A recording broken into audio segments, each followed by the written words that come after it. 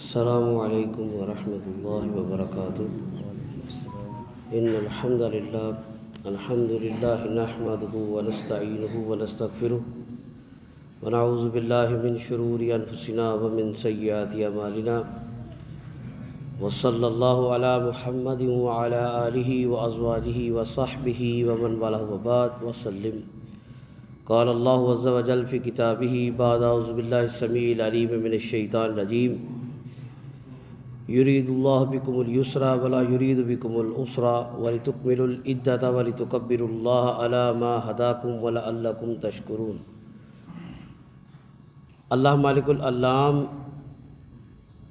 روزوں کے حوالے سے قرآن کریم میں ایک اصول بیان فرماتے ہیں کہ تمہیں روزے کے ساتھ جو رخصتیں دی گئی ہیں، جن کا کل مختصر تذکرہ کیا گیا کہ بیماری اور سفر کی حالت میں روزے کو قضا کرنے کی سہولت، اور اگر کسی میں قضا کرنے کی سکت نہیں ہے، اس کی صحت یا اس کی مزاج کی کیفیت ایسی بن گئی ہے کہ روزہ نہیں رکھ سکتا، تو اس کے لیے فدیے کی سہولت دی ہے، جو ایک مسکین کو کھانا کھلانا ہے ایک وقت کا۔ یہ سہولت اللہ تعالیٰ بیان کرنے کے بعد فرماتے ہیں کہ اللہ کا ارادہ تمہارے ساتھ آسانی کا ہے۔ کس لیے؟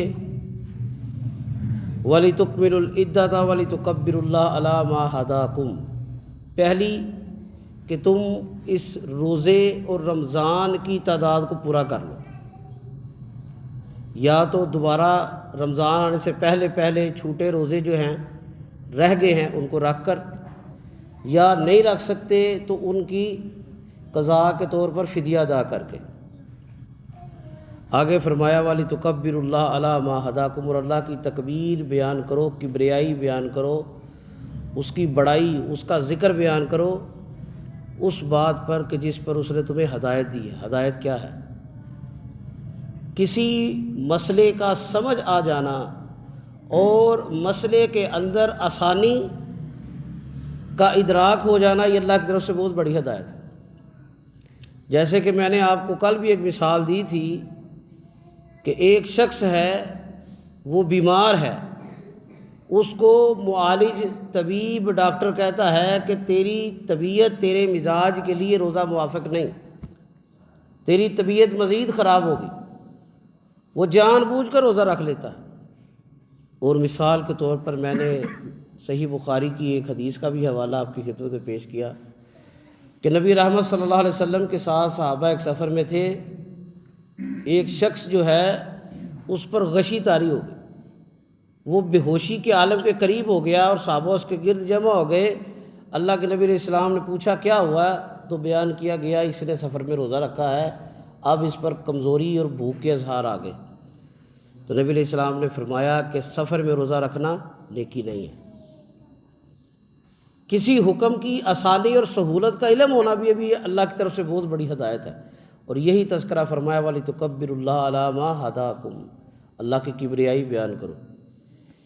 آیت کے اس حصے سے کچھ مفسرین یہ بھی بیان کرتے ہیں کہ رمضان کی تکمیل پر، جب رمضان مکمل ہو جاتا ہے، تب عیدین میں سے جو پہلی عید ہے سال کی، عید الفطر، جس کو ہم چھوٹی عید بھی کہتے ہیں، اس کے لیے گھر سے نکلنا اور تکبیرات کا پڑھنا، یہ اس کی تاکید کی گئی ہے۔ ہمارے کچھ بھائیوں کا خیال ہے کہ تکبیرات کا تعلق صرف جو ہے وہ عید الاضحیٰ سے ہے۔ کیونکہ عید الاضحیٰ کے وقت حج ادا ہو رہا ہوتا ہے، حاجی تکبیرات پڑھتے ہیں، جو غیر حاجی ہیں ان کے لیے بھی ہے کہ وہ تکبیرات پڑھیں۔ ادھر اس کو وہ مستحب کہتے ہیں، لازم نہیں کہتے، ضروری نہیں کہتے، حالانکہ رسول اللہ صلی اللہ علیہ وسلم کا عمل مبارک ہے کہ آپ تکبیرات پڑھا کرتے۔ تو یہ اس آیت میں اس طرف بھی اشارہ ہے۔ آگے اللہ فرماتے ہیں وَإِذَا سَأَلَكَ عِبَادِي عَنِّي فَإِنِّي قَرِيبٌ۔ اب یہ جو ہے رمضان کے احکامات کے حوالے سے ایک بہت بڑا حکم بیان ہو رہا ہے کہ رمضان میں روزہ رکھنا ہے، قیام کرنا ہے، زکوٰۃ، صدقات، خیرات کے معاملات کرنے ہیں، اس کے بعد افطاری سحری کروانی ہے، قرآن کی تلاوت کرنی ہے۔ اس کے ساتھ ساتھ کثرت سے اللہ کا ذکر اور دعائیں کرنی۔ عام دنوں میں بھی اللہ تعالیٰ دعائیں قبول کرتے ہیں۔ نبی رحمت صلی اللہ علیہ وسلم نے فرمایا فرض نماز کے بعد اذان سے لے کر فرض نماز کے دوران جو واقعہ ہے، وقت ہے، جماعت کے قیام تک قبولیت دعا کا وقت ہے۔ پھر رات کے آخری پہر اللہ تعالیٰ آسمان دنیا پر خود ہی نازل ہوتے ہیں اور لوگوں سے خود پوچھتے ہیں حال میں مستغفر ہے کوئی استغفار کرنے والا، ہے کوئی مجھ سے دعا مانگنے والا۔ ان قبولیت اوقات دعا کے علاوہ رمضان سارے کا سارا اللہ کی بارگاہ میں قبولیت کا وقت ہے، کیونکہ نبی رحمت صلی اللہ علیہ وسلم نے فرمایا کہ سحری کے وقت کی جانے والی دعا قبول ہوتی ہے۔ روزے دار روزے کی حالت میں دعا مانگتا اللہ اس کی دعا رد نہیں کرتے۔ افطاری کے وقت اللہ تعالیٰ کی گئی دعائیں قبول فرماتے ہیں۔ جہنم سے لوگوں کو اللہ تعالیٰ ہر رات آزادی دیتے ہیں، ہر افطاری کے وقت آزادی دیتے ہیں۔ یہ رمضان دن رات 24 گھنٹے پورے کا پورا مستجاب الدعوات ہے، دعاؤں کی قبولیت کا وقت ہے، اور اللہ کے ذکر کو اس میں معمول بنانا محبوب ترین عمل ہے۔ نبی رحمت صلی اللہ علیہ وسلم نے ذکر کے حوالے سے بیان کیا، صحابہ کرام ایک مرتبہ نبی کریم صلی اللہ علیہ وسلم کے پاس موجود تھے تو آپ نے فرمایا، ابو درداء رضی اللہ تعالیٰ عنہ حدیث کے راوی ہیں، الا انبئکم بخیر اعمالکم وارضاها عند ملیککم، کیا میں تمہیں ایسا عمل نہ بتاؤں جو تمہارے سارے عملوں سے بہتر ہے۔ اس حدیث کے الفاظ پہ ذرا غور سے سنیے گا، اپنے دل اور دماغ کی آنکھیں اور کان کھول کے سنیے گا۔ یہ اس عمل کا تذکرہ ہو رہا ہے جسے ہم بڑا معمولی سمجھتے ہیں۔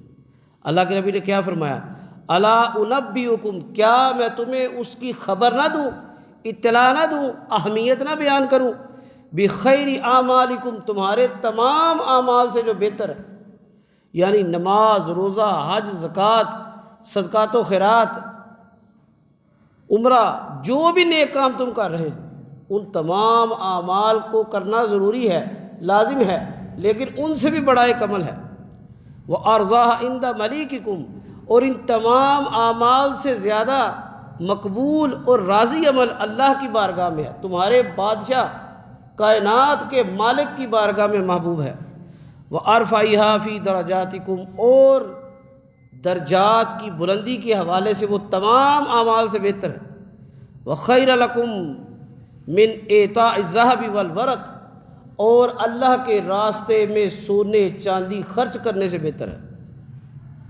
آج جس کے پاس سونا ہو نا، اس کو کہے نا سونے میں سے زکوٰۃ نکالنی ہے، تو اکثر علماء اور مفتیان جو ہیں وہ یہ فتویٰ دیتے ہیں جس جنس کی زکوٰۃ دینی ہے اس جنس میں سے دینی۔ اناج کی باری آتی ہے، پھلوں کی باری آتی ہے، کھجور کی باری آتی ہے، جو گندم، دلیا، چاول کی باری آتی ہے، تو ہم کہتے ہیں جتنی جنس ہے اس میں سے عشر ادا کر دو، جو اس کی حصہ بنتا ہے۔ بیر بکری میں سے جو جانور کی شرح بنتی ہے وہ ادا کر دو۔ لیکن سونے چاندی کی بات آتی ہے تو لوگ کہتے ہیں جی وہ سونے میں پیسے دے دیں۔ سونا چاندی خرچ کرنا بڑا مشکل کام ہے، یہ وہ تلخ حقیقت ہے جس کو آپ بھی جانتے ہیں اور میں بھی جانتا کہ اگر کسی کے پاس خالص سونا بھی ہوگا نا اور اس کو کہا جائے کہ تمہاری سونے کی زکوٰۃ بن رہی ہے 2.5 گرام، کم از کم ہم ایک شرح لگاتے ہیں 2.5 گرام تم نے بطور زکوٰۃ ادا کرنا ہے، تو اس بندے کو جو ہے نا ایک دفعہ دل میں ہول پڑے گی، وہ 2-3 دفعہ پوچھے گا آپ صاحب اس کے بدلے پیسے دے دیں، چلے 2-3 ہزار 5 ہزار اوپر دے دیں، دیے جا سکتے ہیں، اس میں کوئی ممانعت نہیں ہے، لیکن افضل اور مستحب عمل کیا ہے، جس جنس کی زکوٰۃ ہے اس جنس میں سے وہ جنس دی جائے، اس کی جو تعداد نکلے گی۔ واللہ اعلم بالصواب۔ اب اللہ کے نبی علیہ السلام نے کیا فرمایا، اللہ کی بارگاہ میں سونے چاندی صدقہ کرنے سے بھی افضل، اور آگے فرمایا وَمِنْ أَن تَلْقَوْا عَدُوَّكُمْ، اور اس عمل سے بھی افضل کہ تم اپنے دشمن سے ملو، فَتَضْرِبُوا أَعْنَاقَهُمْ وَيَضْرِبُوا أَعْنَاقَكُمْ، تم ان کی گردنیں اڑاؤ، وہ تمہاری گردنیں اڑائیں، یعنی جہاد کا مارکا ہو۔ اللہ کی بارگاہ میں نیکیوں میں جو ٹاپ پر، جو پیک پر سب سے اعلیٰ درجے کی نیکی ہے نا، وہ جہاد فی سبیل اللہ ان میں سے ایک ہے۔ اور اس میں بھی سب سے بہترین کام کیا ہے کہ ریاکاری کو ترک کرتے ہوئے خالص اللہ کے لیے اپنی جان کا نذرانہ پیش کیا جائے۔ اس عمل سے بھی افضل کہ دشمن، اللہ کے دشمن سے جہاد ہو اور اس جہاد میں بہت سخت لڑائی ہو، جان چلی جائے یا جان جانے کا خطرہ ہو، اس عمل سے بھی بہتر۔ قالوا ما ذاک یا رسول اللہ صلی اللہ علیہ وسلم، صحابہ نے پوچھا اللہ کے رسول صلی اللہ علیہ وسلم وہ عمل کون سا ہے؟ اب اتنی فضیلتیں بیان ہو رہی ہیں، کسی چیز کی اہمیت بیان کرنے کے لیے تحمید باندھی جائے نا تو اس تمہید سے سمجھ لگ جاتا ہے کہ یہ چیز بڑی ضروری ہے۔ اتنی لمبی فہرستیں بیان کی گئیں کہ عمل تمام اعمال سے بہتر ہے، اللہ کے ہاں بہت محبوب ہے، اس سے درجات بلند ہوتے ہیں، سونے چاندی کو خرچ کرنے سے بہتر ہے، جہاد کے مارکے اور اس مارکے میں شہید ہونے سے بہتر ہے۔ یہ سارے عمل اللہ کی بارگاہ میں محبوب ہیں۔ نبی کریم صلی اللہ علیہ وسلم نے فرمایا ذکر اللہ، وہ عمل اللہ کا ذکر ہے۔ عمل کیا ہے؟ اللہ کا ذکر ہے۔ ہم لوگ کتنا معمولی سمجھتے ہیں۔ ایک صحابی رسول نے سوال کیا تھا اللہ کے رسول صلی اللہ علیہ وسلم مجھے کوئی خیر کی بات بیان کیجیے، مجھے ایسا عمل بتائیے، کوئی نصیحت کیجیے کہ میں ہر وقت کروں میری نجات ہو جائے۔ قال لا یزال لسانک رطبا عن ذکر اللہ، تیری زبان ہمیشہ تر رہنی چاہیے اللہ کے ذکر سے۔ اور کتاب الفتن جو بیان کیا جاتا ہے کتب احادیث میں، جن میں قیامت اور اس کے قریب فتنوں کا ذکر ہے، اس میں دجال کا تذکرے کی احادیث میں آخری سال کا جو تذکرہ ہے نا، جو تیسرا سال ہوگا کہ بالکل ایک قطرہ بارش نہیں ہوگی، زمین سے اناج نہیں نکلے گا، بھوک کی قلت ہو جائے گی دجال کے آنے سے پہلے۔ تو صحابہ نے عرض کیا اللہ کے رسول صلی اللہ علیہ وسلم اس دور میں ہم کھائے پیئیں گے کیا؟ ہمارے بچے ہیں، بیویاں ہیں، بوڑھے ہیں، وہ کیا کھائیں گے؟ نبی رحمت صلی اللہ علیہ وسلم نے فرمایا اللہ کا ذکر، سبحان اللہ، الحمدللہ، اللہ اکبر، لا الہ الا اللہ، اس کو اپنی زندگی کا حصہ بنائیے۔ اللہ کے رسول یہ تربیت دے رہے ہیں کہ جب تیرے پاس مفلسی آ جائے، بھوک افلاس آ جائے، اس وقت انہیں کیا کرنا ہے؟ رونا نہیں ہے، بیر نہیں ڈالنے، اللہ سے گلے نہیں کرنے، اللہ کے ذکر کو بڑھا دینا۔ اللہ صبر بھی عطا کریں گے، اللہ مدد بھی دیں گے، اللہ تعالیٰ درجات بھی بلند کریں گے۔ اور آگے معاذ بن جبل رضی اللہ تعالیٰ عنہ کا قول اس حدیث میں بیان کیا ہے صاحب کتاب نے، کہتے ہیں ما عملا امرؤ بعمل، کوئی بھی عمل ایسا نہیں ہے جو کیا جائے انجا لہ من عذاب اللہ عز وجل من ذکر اللہ، اللہ کے عذاب سے بچانے میں کوئی بھی عمل اتنا مقبول نہیں ہے سوائے اللہ کے ذکر کے۔ یعنی جس شخص نے ہر وقت پڑھنا ہے سبحان اللہ، الحمدللہ، اللہ اکبر، لا الہ الا اللہ، اس کی موت کے وقت بھی کیا جاری ہونا ہے؟ یہی کلمات آنے ہیں۔ کیوں؟ اللہ کے نبی کی حدیث ہے انما الاعمال بالخواتیم، اعمال کا دار و مدار اختتام پر ہے۔ جو زندگی گزار رہے ہوگے نا، یہ نہیں ہے کہ رمضان میں تم نے فجر کی نماز جماعت سے پڑھی ہے، رات کو قیام کیا، دن میں جو مرضی کرتے پھرو، وہ کفایت کر جائے گا، وہ کفایت کرے گا، لیکن جب موت کا وقت ہوگا جو ڈیلی روٹین ہوگی وہی زبان سے کلمات جاری ہوتے ہیں۔ اور اکثر لوگوں کی اللہ معاف کرے یہ حالت ہوتی ہے کہ وہ گانے گنگناتے ہوتے ہیں، شعر پڑھتے ہوتے ہیں۔ کیوں؟ وہ ہر وقت ایک مدہوشی کے عالم میں ہے، کوئی چیز گنگنا رہا ہے، کوئی شعر پڑھ رہا ہے۔ تو اللہ کے ذکر کو اپنی زندگی کی اساس بنائیے، اللہ کے ذکر کو اپنی زندگی کا حصہ بنائیے۔ اذکار میں سے دو بیان کر کے اپنی بات کے اختتام کروں گا۔ پہلا ذکر جس کے بارے میں نبی کریم صلی اللہ علیہ وسلم نے گارنٹی دی ہے جنت کی، بخشش کی، جنت میں اعلیٰ مقام کی، اللہ کے نبی کی شفاعت کی، ہم سب کو آتا ہے، لیکن شاید ہم اس میں سے غفلت کے شکار ہیں۔ وہ کیا ہے؟ صبح و شام تین مرتبہ رضیت باللہ ربا وبالاسلام دینا وبمحمد النبی و رسولہ صلی اللہ علیہ وسلم۔ آسان ہے، ہر بندے کو پتہ ہے۔ اور اس ذکر کی اہمیت، قبر کے 3 سوال بھی یہی ہیں۔ تیرا رب کون ہے؟ تیرا دین کیا ہے؟ اس شخص کے بارے میں تیرا تذکرہ کیا ہے؟ کیا جانتا ہے جس کو تیری طرف نبی بنا کر بھیجا گیا تھا؟ یہ تینوں سوالوں کا جواب یہ ہے، میں راضی ہو گیا اللہ کے رب ہونے پر، اسلام کے دین ہونے پر، اور محمد صلی اللہ علیہ وسلم کے نبی و رسول ہونے پر۔ اور دوسرا آسان ذکر گناہوں کی بخشش والا، نبی رحمت صلی اللہ علیہ وسلم نے اذان کے جواب اور اس کے بعد کچھ اذکار بیان کیے ہیں۔ فرمایا جو شخص مؤذن کو سنے اذان دے رہا ہے وہ کلمات دہرائے جو مؤذن ادا کر رہا ہے، سوائے جب حی علی الصلاۃ حی علی الفلاح پڑھتا ہے اس وقت کیا پڑھنا ہے؟ لا حول ولا قوت الا باللہ۔ ماشاء اللہ آپ کو کافی اذکار آتے ہیں، یہ پڑھنا ہے۔ اس کے بعد پہلا عمل نبی رحمت صلی اللہ علیہ وسلم پر درود بھیجنا ہے۔ دوسرا عمل اللہم رب ھذہ الدعوۃ التامہ والصلاۃ القائمہ الی آخرہ، یہ دعا پڑھنی ہے۔ تیسرا عمل اشہد ان لا الہ الا اللہ وحدہ لا شریک لہ واشہد ان محمدا عبدہ ورسولہ صلی اللہ علیہ وسلم۔ چوتھا عمل رضیت باللہ ربا وبالاسلام دینا وبمحمد نبی ورسولہ صلی اللہ علیہ وسلم۔